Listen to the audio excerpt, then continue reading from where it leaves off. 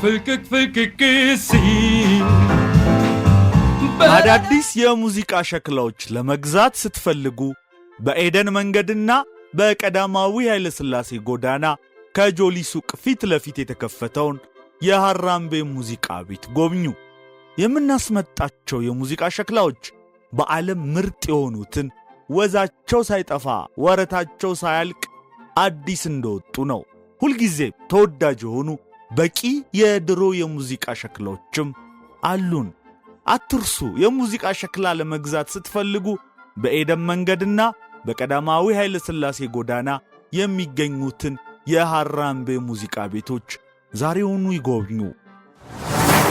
ሰላም ጤና ይስጥልን። እንዴት ናችሁ የተከበራችሁ ተከታታዮቻችን? ይህ ነበር ሚዲያ ነው።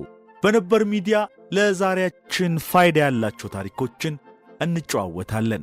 ለዛሬም በጥበብ ነበር መሰናዶ በሀገራችን የሙዚቃ ህትመት ታሪክ ፈርቀዳጅ የሆነውን አማሃ እሸቴን እናነሳለን።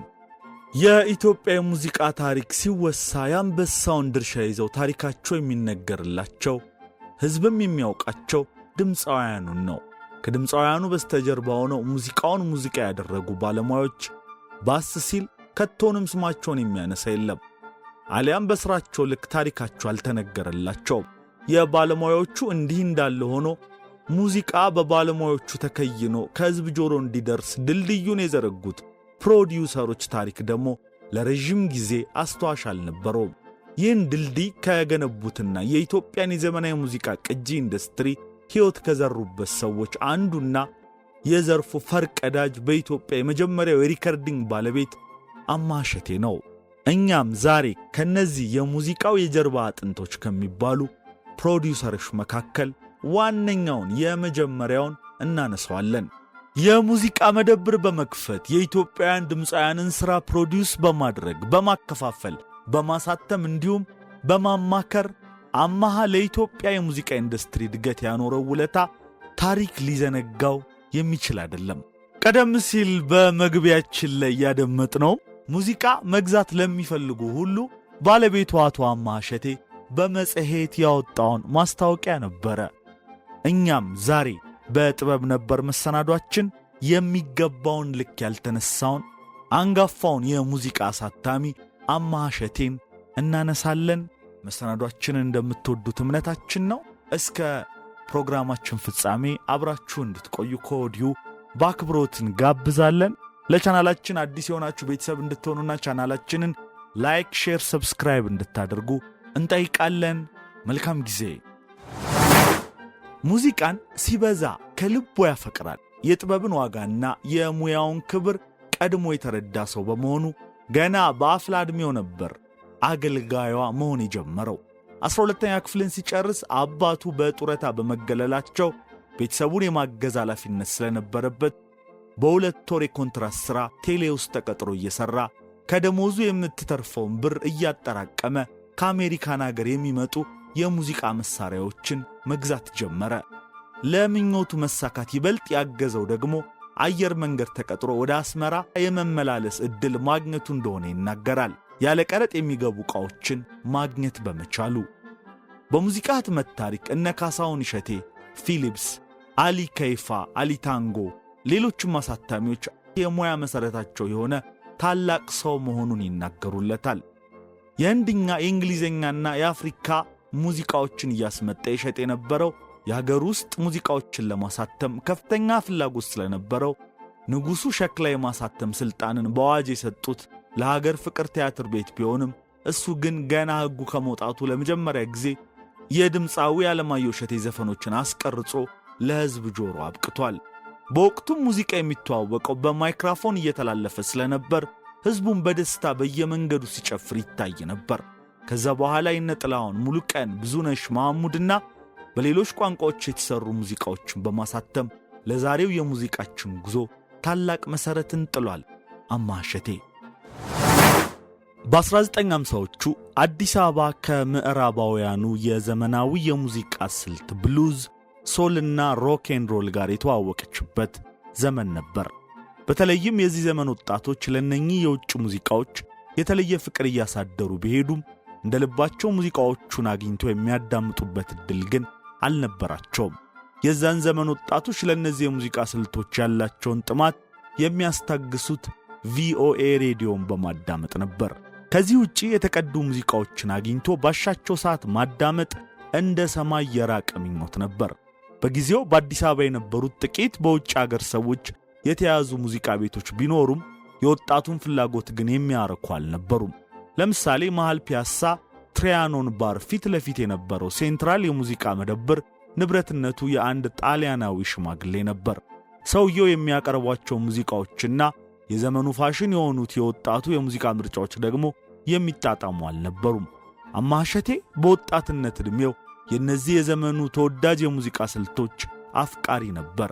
ይሁንና በነበረው የአቅርቦት ችግር ምክንያት እሱም ሆነ ጓደኞቹ እንደልባቸው ሙዚቃዎቹን አግኝተው መዝናናት አልቻሉም። አማሃ ይህን ችግር ለመፍታት የራሱን የሙዚቃ መደብር ለመክፈት ይወስናል። በዚህ ጊዜ አማሃ ለሥራ ጉዳይ ወደ አስመራ የሚጓዝበት አጋጣሚ ይፈጠራል። በጊዜው አሜሪካ ቃኘው የተሰኘ ጦር ሰፈር በአስመራ ነበራት።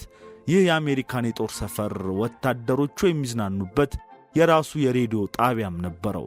አማሃ አስመራ በቆየበት ጊዜያት አዲስ አበባ እያለ ይጓጓላቸው የነበሩትን ሙዚቃዎች በቃኘው ጣቢያ እንደ ልቡ የመኮምኮም ዕድል አገኘ። ስለዚህ አጋጣሚ አማሃ ሲናገር በጊዜው በሙዚቃው ተመስጬ ለሰዓታት ከተቀመጥኩበት አልነሳም ነበር ይላል። በአዲስ አበባም ቢሆን የክቡር ዘበኛ ንብረት የነበረው የጠቅል ሬዲዮ ጣቢያ አልፎ አልፎም የሚለቃቸው ሙዚቃዎች መስማት የመንፈስ ሐሴትን ያጎናጽፉት ነበር። ለአማሃ በጊዜው የውጭ የሙዚቃ ሪከርዶችን ከአሜሪካን አገር ለማስመጣት ብዙ ፈተናዎች ነበሩበት። አንደኛ በቂ ገንዘብ እጁ ላይ አልነበረውም። ሁለተኛ ሪከርዶቹ ቢመጡ ሱቁ የሚከፈትበት ቦታም ገና አልተዘጋጀም። ገንዘቡ በብድር ሲገኝ የቦታውም ጉዳይ አራዳ ከአንድ ልብስ ሰፊ ዘንድ ጥገኝነት በማግኘት ተፈታ። አማሃ ከውጭ ያዘዛቸው ሙዚቃዎች አዲስ አበባ ሲደርሱ የመጀመሪያዋ ሃራምቤ ሙዚቃ ቤት ተከፈተች። የነ ጄምስ ብራውን፣ ጂም ሪቭስ፣ ኦቲስ ሬዲንግ፣ ዊልሰን ፒኬት ሙዚቃዎች የያዘችው ሃራምቤ ገና በተከፈተችበት ዕለት ነበር ገበያዋ የደራው። ገና በመጀመሪያው ቀን ከመጡት ሪከርዶች ከግማሽ በላይ የሚሆኑት ተሽጠው አለቁ። በገበያው ሁኔታ ሞራሉ የተነሳሳው አማሃም ሌሎች ተጨማሪ ሪከርዶችን አዞ ንግዱን ማጧጧፉን ተያያዘው። የአዲስ አበባ ወጣትም የልቡ ደረሰ። ሃራምቤ ቁጥር 2 በፒያሳ ስትከፈት ከአዲስ አበባ ውጪም በናዝሬት በአስመራና በድሬዳዋ አማሃ የሙዚቃ መደብሮችን መክፈት ቻለ። ካሰበው በላይ ገበያው የቀናው አማሃ ከአሜሪካ በተጨማሪ ከኬንያ፣ ከሱዳን፣ ከህንድና ከምዕራብ አፍሪካ አገራት ሙዚቃዎችን ማስመጣት ቀጠለ። በተለይም ከሱዳን የመሐመድ ወርዲ ሙዚቃዎች እጅግ ተወዳጅ ነበሩ። አንድ ጥያቄ ግን በአማሃ ጭንቅላት ውስጥ ይመላለስ ነበር። የኢትዮጵያ ሙዚቃስ? አማሃ የውጭ አገር ሙዚቃዎችን እያስመጡ ከመሸጥ በተጨማሪ በአገር ውስጥ የኢትዮጵያውያን ሙዚቃዎችን ሥራ ፕሮዲዩስ ማድረግ አለብኝ ብሎ ማሰብ ጀመረ። ይህ ግን ቀላል አልነበረም። ከባድ ያደረገው የፋይናንስ ችግር ሳይሆን የሕግ ጉዳይ ነው። በወቅቱ በኢትዮጵያ ውስጥ ሙዚቃ የማሳተምና የማከፋፈልን ሥራ በብቸኝነት የመብቱ ባለቤት የነበረው የሀገር ፍቅር ቲያትር ቤት ብቻ ነበር። ይህ የሞኖፖሊ መብት ለቲያትር ቤቱ በሕግ ቢሰጠውም ቲያትር ቤቱ ግን ለ20 ዓመታት ያክል ምንም አይነት ሙዚቃ አላሳተመም ነበር። የኢትዮጵያ ሕዝብ የሀገር ፍቅር ማኅበርና የቀዳማዊ ኃይለ ሥላሴ ቲያትር ቤቶች በጊዜው ሙዚቃን የማሳተም መብት ከግርማዊነታቸው በጽሕፈት ሚኒስቴር በኩል ቢሰጣቸውም ተግባራዊ ሳያደርጉት ዓመታት ተቆጥረዋል። ይህን የተመለከተ ወጣቱ አማሃ ለምን እኔ አላሳትምም ሲል በድፍረት ተነሳ።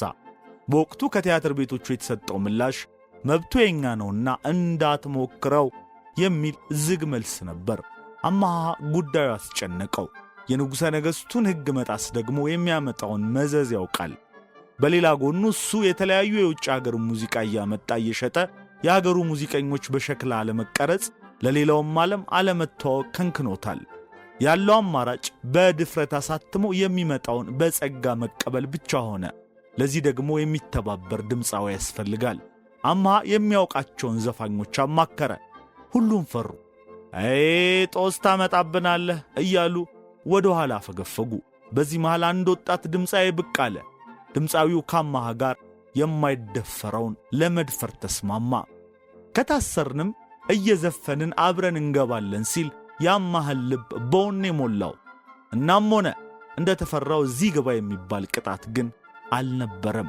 ይህ ድምፃዊ ተወዳጁ ዓለማየሁ እሸቴ ሲሆን በአጋጣሚውም በአማሃ እሸቴ ሪከርድስ አማካኝነት የመጀመሪያ የሸክላ ሙዚቃ አሳታሚ ለመሆን በቃ። ይህም ነጋድራስ ተሰማ እሸቴ በጀርመን አገር ካሳተሙት መዲናና ዘለሰኛ ከነፈረደ ጎላ የሸክላ ሥራ እንዲሁም በጣሊያን ወረራ ወቅት ከታተሙት ጥቂት ሸክላዎች በኋላ በኢትዮጵያ ዘመናዊ ሙዚቃ ውስጥ ፈርቀዳጅ ህትመት ለመሆን በቃ።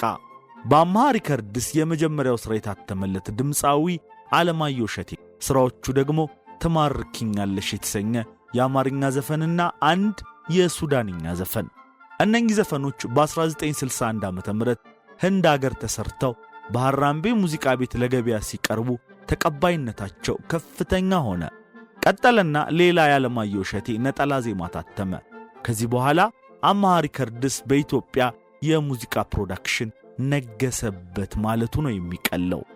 ሙላቱ አስታጥቄ፣ ግርማ በየነ፣ ጌታቸው ካሳ፣ ተስፋ ማርያም ኪዳኔ፣ ተሾመ ምትኩ፣ ሰይፉ ዮሐንስ የመሳሰሉት ዕውቅ የሙዚቃ ሰዎች ሥራዎቻቸው በአማሃ ሪከርድስ ታትመው ለገበያ ቀረቡ።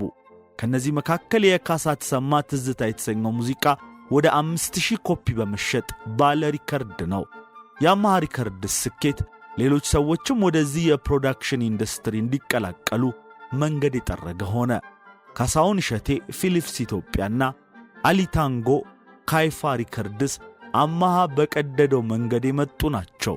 አማሃ ለሙዚቀኞች ይከፈል የነበረውን አነስተኛ ክፍያም እንዲለወጥ የበኩሉን ጥረት ያደረገ ሰው ነበር። በ1966 ዓ.ም ገደማ ለመሐሙድ አህመድ ለአንድ ነጠላ ዜማ 2000 ብር በመክፈልም መሐሙድን የጊዜው ከፍተኛ ተከፋይ አድርጎታል። በዚህ ጊዜ የአብዛኞቹ ስመጥር ዘፋኞች ወርሃዊ ደሞዝ በአማካኝ ከ200 ብር እንደማይበልጥ ላስታወሰ ገንዘቡ ምን ያክል ትልቅ እንደነበር መገመት አያዳግተውም። አማሃ ከፕሮዳክሽን ሥራው ባሻገር ስኬታማ የሆነ የሙዚቃ ባንድ ማቋቋም ችሎ ነበር። ሶል ኤኮስ ባንድ። ባንዱ በድምፃዊነት ዓለማየሁ እሸቴንና ተሾመ ምትኩን ያቀፈ ሲሆን አሉላ ዮሐንስ ሊድ ጊታር፣ ታምራት ፈረንጅ ትራምፔት፣ መሰለ ገሰሰ ድራም፣ ተኪ አድሃኖም ጊታር እንዲሁም ቴዎድሮስ ምትኩ ሳክስፎን ይጫወቱ ነበር። በሶል ኢኮስ ባንድ ተሰርተው ተወዳጅነት ካተረፉ ሙዚቃዎች መካከል የተሾመ ምትኩ ጋራ ስር ነው ቤትሽ እንዲሁም የሰይፉ ዮሐንስ ኤቦላላ ተጠቃሾች ናቸው። ሶል ኤኮስ ባንድ በዘመኑ ለሂልተን ሆቴል ምርቃት እንዲጫወት የተመረጠ ባንድ ከመሆኑም ባሻገር በአዲስ አበባ ትልልቅ የሰርግ ፕሮግራሞች ላይ የሚፈለግ ባንድ ነበር። ከአዲስ አበባ ውጪም በክፍለ ሀገር ከተሞች እየተጋበዘ ይጫወት ነበር። ሶል ኤኮስ ደርግ ወደ ሥልጣን ሲመጣ ነፃነታችንን ይዞልን የመጣ መስሎን እጃችንን ዘርግተን ነበር የተቀበልነው ይላል አማሃ። ነገሮች ግን እንዳሰበው አልሆኑለትም። ደርግ ወደ ሥልጣን በመጣበት ዓመት የጥላሁን ገሰሰን፣ የዓለማየሁ እሸቴን፣ የተክሌ ተስፋ ዝጊን እና የሙሉቀን መለሰን ሥራዎች ለመሥራት ግሪክ ነበረ አማሃ። ሥራዎቹ ካለቁ በኋላ ወደ ኢትዮጵያ ሲላኩ የተክሌ የትግርኛ ዘፈን ጉምሩክ ላይ እንዳይገባ ተደረገ። ምክንያቱ ደግሞ ሥርዓቱን የሚቃወም ዘፈን ነው የሚል ነበር። ዘፈኑ ከመከልከሉም በተጨማሪ በዘፈኑ ሥራ የተሳተፉ ባለሙያዎችና የአማሃ አባት ታሰሩ። ይህን የሰማው አማሃም ለራሱ ደህንነት ስለሰጋ በወጣበት ቀረ። በስደት በኖረበት አሜሪካን አገርም ቢሆን አማሃ ከሙዚቃው ዘርፍ አልተለያየም ነበር። በዋሽንግተን ዲሲ ብሉ ናይል የተሰኘ ክለብ በመክፈት በከተማው አንዱ ተወዳጅ ክለብ እስከ መሆን አድርሶታል።